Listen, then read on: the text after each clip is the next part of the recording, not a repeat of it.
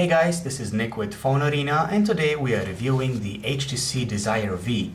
This is the company's first dual SIM phone, which means that it can work with two SIM cards at the same time.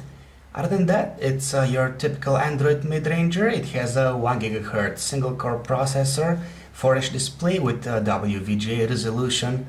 The camera on its back is a 5 megapixels. It has autofocus and LED flash. It's enhanced by Beats Audio for that extra thump when listening to music. And Android 4.0 is installed out of the box with Sense 4.0 interface installed on top of it.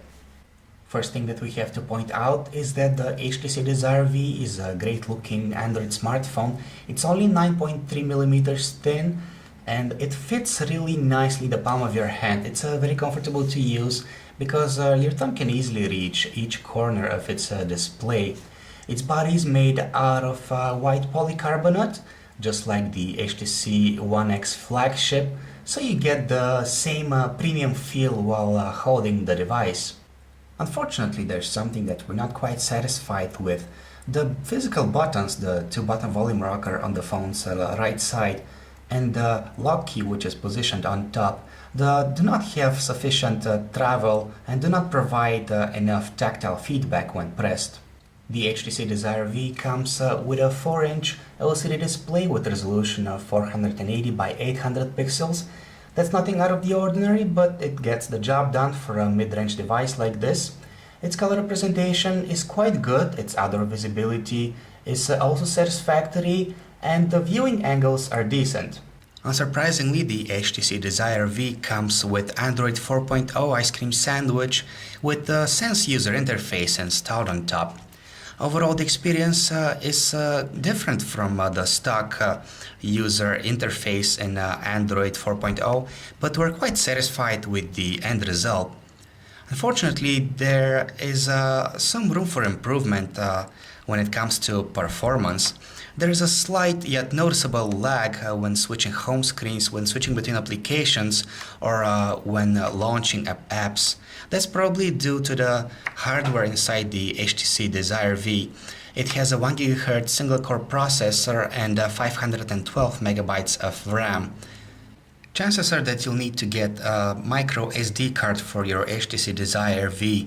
The smartphone may have 4 GB of onboard storage, but only about 1 GB is available to the user.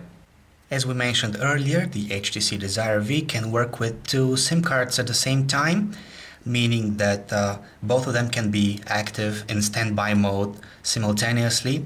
However, we have to mention that when you pick up a call through one of the lines, the other line gets disabled. Also, only the primary SIM card has access to a 3G network, while the secondary one is limited to GPRS connectivity. The stock web browser on the HTC Desire V is okay when browsing some lighter web pages, but if you're looking at a heavy web page such as ours, it gets quite choppy. Therefore, we would recommend checking out some of the alternatives at the Google Play Store. The HTC Desire V comes with a 5 megapixel camera with autofocus and LED flash. This is what its interface looks like. It's the same that we have on the HTC One smartphones, which is of course more than welcome. Unfortunately, the photos aren't really that great. They lack detail and have poor dynamics range, and also there are traces of digital noise here and there. Video can be captured at a maximum of 480 by 800 pixels, and its quality is below average. This is the stock music player on the HTC Desire V. It's a pretty good one. It has all the features that you might need, including goodies like SoundCloud integration and added support for the 7 Digital Music Play Store, so you can buy music straight from your smartphone. Of course, you get a home screen widget and controls on your lock screen. The HTC Desire V supports MPEG-4 and DivX file formats, but only of resolution up to 800 by 480 pixels. 720p file formats are not supported. The in-call audio quality with the HTC Desire V is okay, but we've definitely heard better results. Voice tones through the earpiece are distinguishable and loud, but slightly muffled. On the other side of the line, our voice sounds pretty much the same, accompanied by a fair amount of background noise.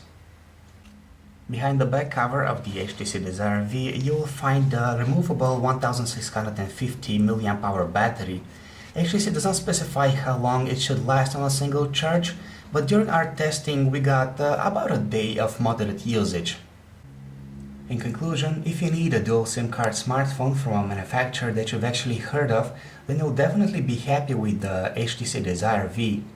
We dare to say that it's currently the best dual SIM card smartphone on the market, and even in terms of specifications, it's a tad above the other offerings that you can get right now.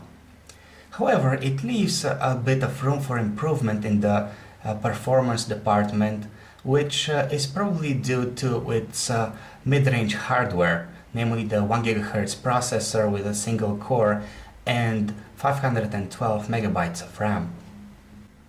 Thank you for watching our video review of the HTC Desire V. If you'd like to check out any of our other smartphone reviews, just visit our website phonearena.com.